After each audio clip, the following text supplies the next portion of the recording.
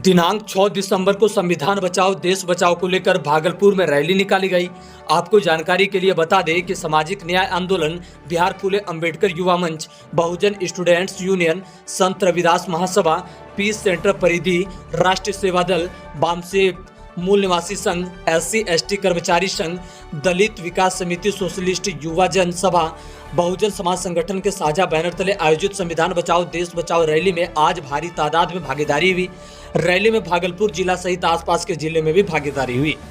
Rally में संविधान बचाओ देश बचाओ और भाजपा भगाओ देश बचाओ के केंद्र नारे के साथ केंद्र सरकार द्वारा जातिवार जनगणना कराने, हाई कोर्ट, सुप्रीम कोर्ट व निजी क्षेत्र सहित तमाम क्षेत्रों में SC/ST व OBC को आबादी के अनुपात में हिस्सेदारी देने, तमाम कृषि उत्पादों की लागत में 1.5 गुना न्यूनतम समर्थक मूल्य की कानूनी गारंटी करने, जन वितरण प्रणाली के सर्वव्यापी बनाने जैसे मांगों के पक्ष में और बढ़ती महंगाई व बेरोजगारी, आबाद निजीकरण, कमजोर समुदाय, महिलाओं व अल्पसंख्यकों के साथ बढ़ती हिंसा, धर्मनिरपेक्षता और संवैधानिक लोकतांत्रिक अधिकारों पर बढ़ते हमले के विरोध में भी नारे लगे।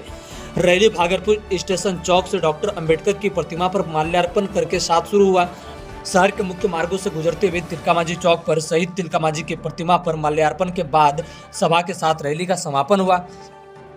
रैली को संबोधित करते हुए डॉक्टर विलक्षण बौद्ध ने कहा कि डॉक्टर अंबेडकर का परिनिर्वाण के दिन 1992 में बाबरी मस्जिद विध्वंस के कृत्य के जरिए RSS भारतीय जनता पार्टी ने संविधान पर हमला बोला था। डॉक्टर अंबेडकर के विचारों व सपने पर हमला बोला था। आज भाजपा RSS केंद्र की सत्ता पर काबिज होकर संविधान लोकतंत्र को ही खत्म करने का दिशा में बढ़ रही है। डॉक्टर अंबेडकर के वारिस भाजपा RSS को खतरनाक मंसूबों का पूरा नहीं होने देंगे। संविधान लोकतंत्र बचाने के लिए अंतिम दम तक लड़ते रहेंगे। सामाजिक न्याय आंदोलन के गौतम कुमार प्रीतम के रामनंद पासवान ने कहा कि संविधान व लोकतंत्र को बचाने के लिए 2024 में भाजपा और उसके सहयोगियों को केंद्र की सत्ता में बेदखल करना ही होगा। आज की रैली के जरिए अब और नहीं, मोदी सरकार को बुलंद एकजुट हुंकार को गांव-गांव से बुलंद करना है। समाज से भाजपा RSS को खदेड़ना है। सामाजिक न्याय आंदोलन के रिंकू यादव और परिधि के उदय ने कहा कि बढ़ती महंगाई, बेरोजगारी से आवाम त्रस्त है। मजदूर किसानों के बदहाली बढ़ रही है। वैश्विक भूख सूचकांक के भारत नीचे जा रहा है, लेकिन अंबानी अडानी की तिजोरी उफन रही है। मोदी सरकार विकास का दावा करते हुए अंबानी अडानी से यारी निभा रही है और देश बेच रही है।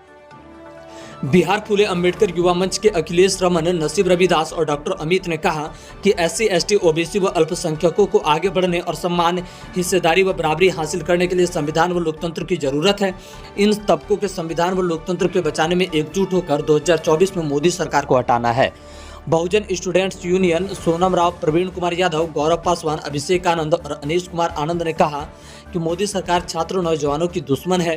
बेरोजगारी बढ़ रही है। केंद्र सरकार के विभिन्न विभागों में लाखों पद रिक्त है। निजीकरण से रोजगार का अवसर खत्म हो रहे हैं। संपूर्ण सरकारी शिक्षा व्यवस्था को बर्बाद करने के लिए मोदी सरकार ने नई शिक्षा नीति 2020 को थोप दिया है।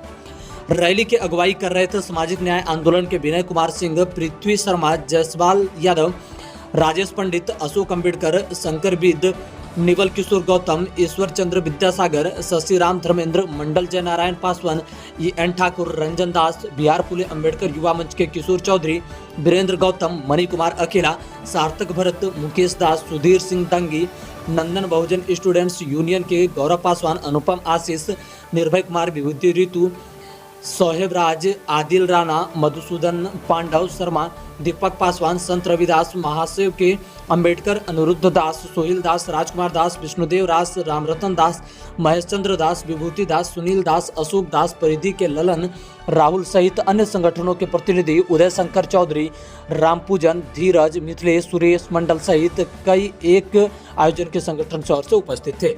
संख्या है, उस संख्या के अनुरूप में हमें लाभ नहीं मिल रहा है, हिस्सेदारी नहीं मिल रहा है। सबसे पहले सुप्रीम कोर्ट के अंदर जाइए। सुप्रीम कोर्ट में OBC समाज का, अति पिछड़ा समाज का, दलित समाज का जो रहना चाहिए प्रतिनिधित्व, वो नहीं है। आज भी पार्लियामेंट में 42% से अधिक सवर्णों का वर्चस्व है, जबकि इस देश में महज 10% ही उनकी जनसंख्या है। बिहार में जातिवार गणना हो चुकी है और जातिवार गणना में पता चल चुका है कि जमीनें जो है केवल सवर्णों के पास 78% जमीन है, जबकि उनकी जनसंख्या 10% से कम है। संविधान के तहत जो आरक्षण दिया गया है EWS, वो EWS इकोनॉमिक वीकर सेक्शन अर्थात आर्थिक रूप से जो पिछड़ा है उसे देना है। यह संविधान में नहीं है। संविधान में किसी के पास जो है आर्थिक रूप से भेदभाव नहीं है, बल्कि जाति के आधार पर, धर्म के आधार पर भेदभाव किया जा रहा है। और संविधान में जो आरक्षण है वह प्रतिनिधित्व का सवाल है। इस देश के अंदर सवर्णों का प्रतिनिधित्व, चाहे सुप्रीम कोर्ट हो, हाई कोर्ट हो, पार्लियामेंट हो, राज्यसभा हो, और तमाम जो मीडिया के लोग हैं वो भी ध्यान देखें, मीडिया में तो 100% केवल सवर्णों का है। और जो आरक्षण लागू हुआ है SC ST OBC के लिए, जब पूरा संविधान के तहत धज्जियां उड़ाई जा रही है, इस देश की जो सरकारी संस्थाएं हैं उस सारी सरकारी संस्थाओं को प्राइवेट लोगों के हाथों में दिया जा रहा है और वहां पर आरक्षण लागू नहीं होता है। ये सारे के सारे मंसूबे जो है वो आरक्षण और संविधान के खिलाफ में है। इसलिए आज संविधान बचाने की जरूरत है। इस देश के मुसलमानों के साथ कार्ड खेला जाता है, मंदिर मस्जिद का कार्ड खेला जाता है। कोई भी भारत का प्रधानमंत्री मंदिर का उद्घाटन करने के लिए नहीं बना है, बल्कि वो पार्लियामेंट से इस देश के लोगों की, जनता के हित में करेगा।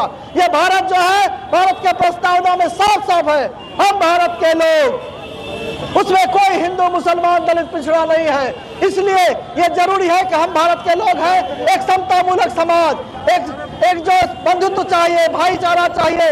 हमारे देश के अंदर अलग अलग संस्कृतियां हैं, अलग अलग भाषा है, विभिन्न तरह के चेहरे हैं, उन सब में एकजुटता लाने के लिए बाबा साहब अम्बेडकर ने जो भारतीय संविधान बनाया है, विश्व का सबसे बेहतर संविधान है।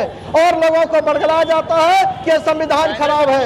आज इस मुल्क को, इस देश के बहुजनों को, इस देश के मुसलमानों, अति पिछड़े, दलित, आदिवासी, ईसाई, सिख, तमाम लोग जो है उनको संविधान को पढ़ना है, जानना है और एकजुटता में आना है। और भाजपा जो लगातार ईवीएम के द्वारा हमला कर करके बेईमानी के माध्यम से सत्ता शासन पे काबिज हो रहा है, उसे उखाड़ फेंकना है। बैलेट के माध्यम से चुनाव होना चाहिए, ईवीएम घोटाला हो रहा है। ऐसे तमाम मूल्य हैं जो संविधान के खिलाफ में है। साथियों, ये चौराहा है, बहुत देर तक लंबी भाषण नहीं की जा सकती है, इसलिए मैं अपनी बात को समाप्त करता हूँ। और यहाँ से अपने अपने घर जब लौटेंगे तो संविधान बचाने का जो आह्वान हुआ है, हर एक घर में, हर एक लोगों तक ये आवाज पहुंचनी चाहिए। सब लोग बोले जय जय जय जय जय भीम, जय संविधान।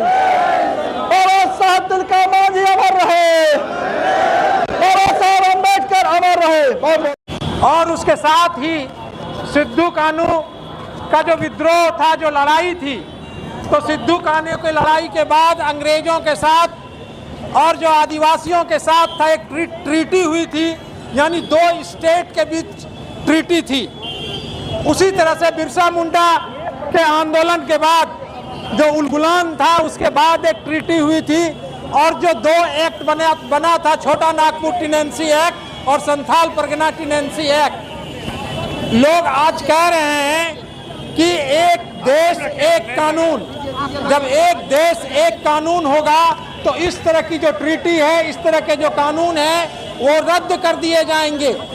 उसी तरह से आप देखेंगे कि ये जो कहा जा रहा है बार बार ये कि हम जो है ये अंग्रेजों का बनाया कानून है, तो ये सब जो कानून है, चाहे इसमें SC ST का रिजर्वेशन हो या ST SPT एक्ट हो, ये सभी अंग्रेजों के ही समय से बने हुए कानून थे, ये रद्द होंगे। इसके पीछे उनकी ये मंशा है। और दूसरी बात कि ये जो करना चाहते हैं वो प्रेसिडेंशियल फॉर्म ऑफ गवर्नमेंट लाने की बात कर रहे हैं, वो द्विदलीय पद्धति लाने की बात कर रहे हैं, जिससे कि जो छोटे छोटे दल हैं, जो नॉर्थ ईस्ट में जो आदिवासियों को रिप्रेजेंट करने वाले दल हैं, जो और इस तरह के छोटे दल हैं, वो बिल्कुल समाप्त हो जाएंगे। तो इस तरह से एक तरह से जो फासिज्म लाने की तैयारी ये किया जा रहा है, संविधान को ध्वस्त करके, और आरक्षण और इसकी तो बात है ही। अभी हाल में देखिए बिहार की सरकार ने जो आरक्षण की सीमा बढ़ाई, अगर फेडरल स्ट्रक्चर नहीं रहता, राज्यों को अपने अधिकार नहीं रहते, अगर हम एक कानून जिसको कह रहे हैं कि एक देश कानून से बंधे रहते, तो ये राज्य अपना आरक्षण की सीमा नहीं बढ़ा पाते। इसलिए ये सारा हमला जो है ये संविधान पर है, इसको आज बचाने की हम लोगों के ऊपर जिम्मेदारी है। तो आज से हम लोगों को गांव में, घर में लग करके लोगों को बताने और समझाने की जरूरत है। जय भीम, जय हिंद। सभी आदरणीय मान्यवर साथियों, हमारी बहनें और बच्चियाँ नौजवान दोस्तों, बुद्धिजीवी साथियों, आपने अपने नेताओं के बातों को सुना है। आज हम सभी जानते हैं कि बाबा साहब डॉक्टर अम्बेडकर का 67वां परिनिर्वाण दिवस है। इस अवसर पर आप लोगों की तरफ से, पूरे बिहार के लोगों की ओर से और विभिन्न संगठनों की ओर से बाबा साहब डॉक्टर अम्बेडकर के प्रति हार्दिक श्रद्धांजलि व्यक्त करते हैं और उनको सत सत नमन करते हैं। भारत के संविधान पर आज का यह ऐतिहासिक दिन है, जिस दिन की भारत के संविधान पर सबसे बड़ा हमला हुआ था। साथियों ध्यान से सुनेंगे, साथियों ध्यान से सुनेंगे। भारत के संविधान पर 6 दिसंबर 1992 को सबसे बड़ा हमला हुआ था, जबकि भारत के धर्मनिरपेक्षता पर, भारत के लोकतंत्र पर हमला बोलते हुए बाबरी मस्जिद को ध्वंस किया गया था। संविधान ने सभी धर्मों को, सभी अल्पसंख्यक लोगों को बराबरी का अधिकार दिया है, उनकी संस्थाओं को बराबरी का अधिकार दिया है। ये सबसे बड़ा हमला था। उसके बाद कोलेजियम सिस्टम आया न्यायपालिका में, सुप्रीम कोर्ट में न्यायाधीश की नियुक्ति के लिए।